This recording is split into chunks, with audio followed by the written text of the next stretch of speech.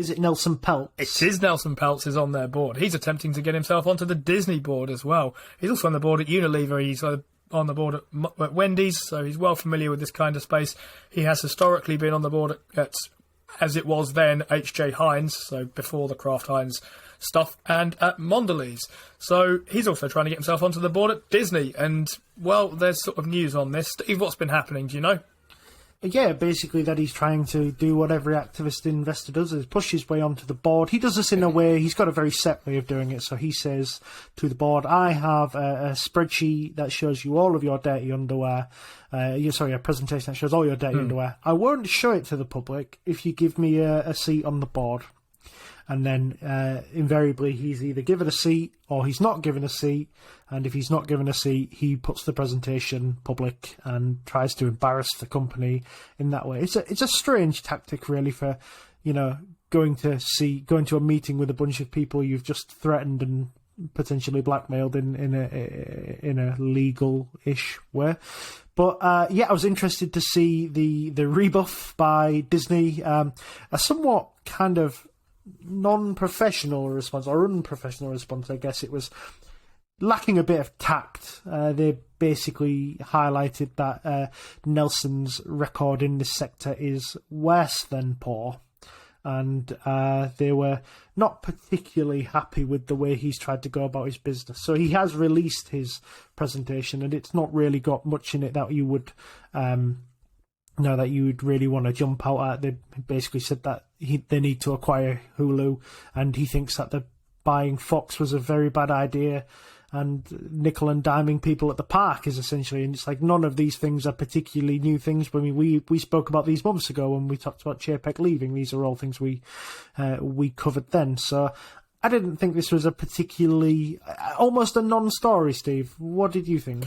Yeah, I saw the response. The response was interesting to me for exactly the reason you pinned down, not because of the general message, which was we're not interested, but for the way they kind of communicated that message. So Motley Fool's podcast picked out a slightly different quote, but the one that stuck out to me was, Nelson Peltz does not understand Disney's business and lacks the skills and experience to assist the board.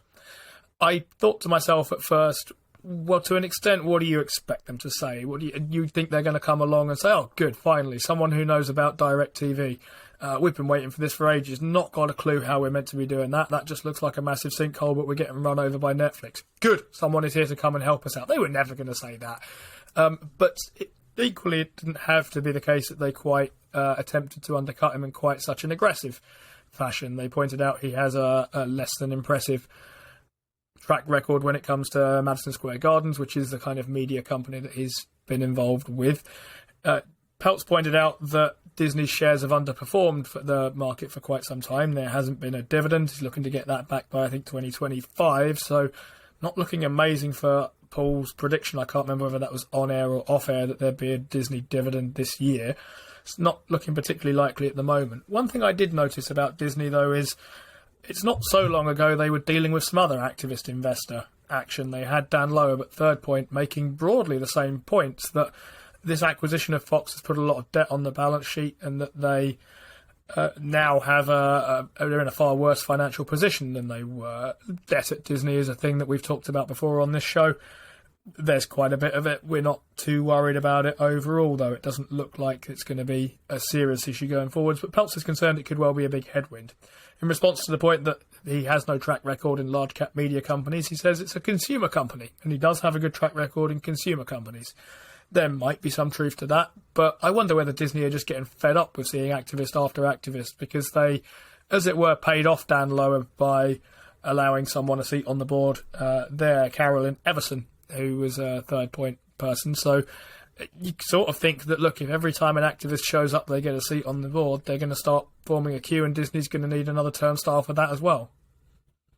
And that's it, isn't it? I think the problem with this is really it came 9 days into Iger's return, and they already had a chairman that they were waiting to introduce to introduced to the board, which is obviously the co-chairman. Well, he's not co-chairman. He is chairman of the board at Nike. Matt Parker is going to be chairman of the board at Disney. You're getting a new board, so really adding Nelson Peltz to it at the moment is kind of like unnecessary. I mean, perhaps 2-3 years down the lane, if Iger still hasn't got a succession plan sorted, which that's not his strong point, is something he's consistently failed at, then perhaps a Peltz or a Loeb would be somebody you would think, let's have these guys on the board, let's see them try and push through a proper transition to a proper kind of, you can't disagree with them when they say that Disney has underperformed, because in terms of its stock performance, it's been poor for the last 5 years. But that's kind of like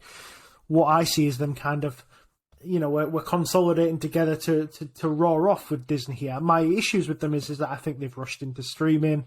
I think I would have much preferred a slower burn into streaming. I don't understand why they were so desperate to do it in the way that they've done it. But we're here now. There's not much we can do about it.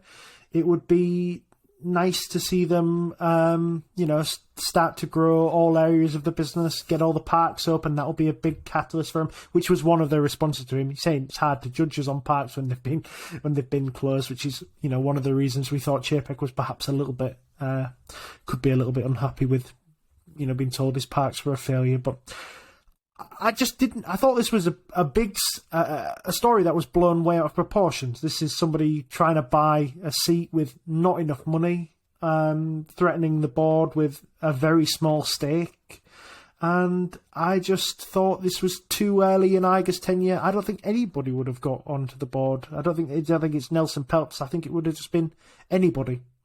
Yeah, so we don't think this is significant. Both Steve and I are Disney shareholders. Probably the only thing less significant than, or one thing at least that is significantly less significant than Nelson Peltz's attempt at landing a seat on the board is what we think of it, for what it's worth. This is, as shareholders, there's not a lot we can do about this either way.